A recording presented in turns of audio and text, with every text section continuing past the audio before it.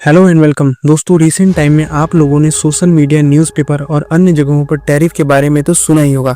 America China के ऊपर इतना टैरिफ लगा रहा है, भारत के ऊपर इतना टैरिफ लगा रहा है, रसिया के ऊपर इतना टैरिफ लगा रहा है और जवाब में कुछ देश जैसे चाइना भी इनके ऊपर रेसिप्रोकल टैरिफ लगा रहे हैं।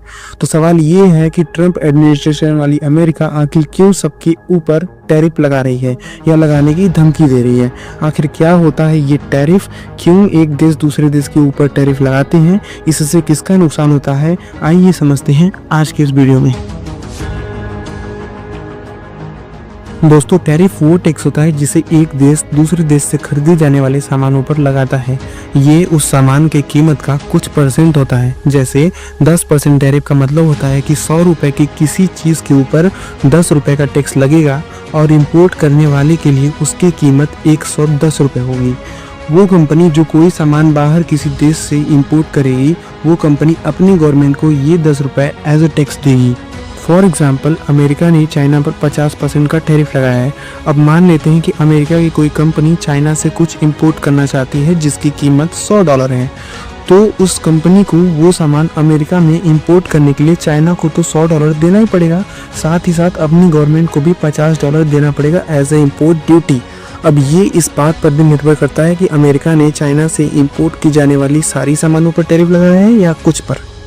अब उस अमेरिकी कंपनी को जहां पहले वो सामान $100 में मिलता था, अब वो $150 में मिलने लगा, तो वो कंपनी तो अपना लॉस कराएगी नहीं, तो अब वो इस सामान से बनने वाले प्रोडक्ट्स की कीमत बढ़ा देगी, जिससे वहाँ के लोगों के लिए महंगाई बढ़ने लगेगी। अब जाहिर सी बात है कि इससे तो वहाँ के लोगों के लिए ही प्रॉब्लम खड़ी होने लगेगी। तो अब सवाल ये है कि जब ऐसा ही है तो फिर उनकी सरकार यानी ट्रंप एडमिनिस्ट्रेशन ने ये टैरिफ लगाने का फैसला लिया ही क्यों। अब अकॉर्डिंग टू डोनाल्ड ट्रंप ये समझते हैं कि इससे अमेरिका का फायदा और दूसरे देश का नुकसान कैसे हो सकता है, और क्या भारत भी अमेरिका के ऊपर टैरिफ लगा सकता है। Why is Trump using tariffs? Trump का ये मानना है टैरिफ लगाने से चूंकि इंपोर्ट होने वाला सामान बहुत महंगा हो गया है, उनके देश के लोग अपने ही देश का सामान खरीदने के लिए इंकरेज होंगे, जिससे देश का पैसा देश में रहेगा और उससे उनके देश का फायदा होगा, और दूसरे देश से सामान ना खरीदने पर उस देश का नुकसान भी। और ऐसा करके वो अपने देश का ट्रेड डेफिसिट रिड्यूस कर सकते हैं। नाउ क्वेश्चन ये है कि ये ट्रेड डेफिसिट क्या होता है।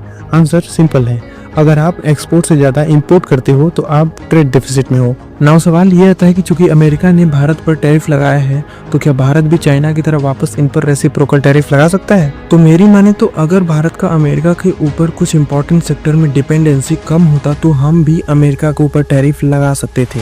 हालांकि हम अमेरिका को इंपोर्ट से ज़्यादा एक्सपोर्ट करते हैं, लेकिन जो कुछ इंपॉर्टेंट सेक्टर जैसे टेक्नोलॉजी और डिफेंस में इंपोर्ट करते हैं, ऐसे सेक्टर पर टैरिफ लगाने से हमारा ही नुकसान होगा, क्योंकि हमारे पास उनका कोई रिप्लेसमेंट नहीं है। जबकि अमेरिका जो चीज़ हमसे इंपोर्ट करता है उसका उसके पास रिप्लेसमेंट है, वो हमसे नहीं तो किसी और से ले लेगा। ये टैरिफ लगाकर अमेरिका हमें ब्लैकमेल करना चाहता है, जिससे हम सस्ती रशियन एनर्जी और डिफेंस इक्विपमेंट को छोड़कर इनसे महंगे एनर्जी और डिफेंस इक्विपमेंट जैसे फाइटर जेट्स को खरीदें। दोस्तों, इनकी रिसेंट टैरिफ लिस्ट के अकॉर्डिंग इन्होंने अपने 69 ट्रेड पार्टनर्स के ऊपर टैरिफ लगाया है, जो 7 अगस्त से इम्प्लीमेंट होगा।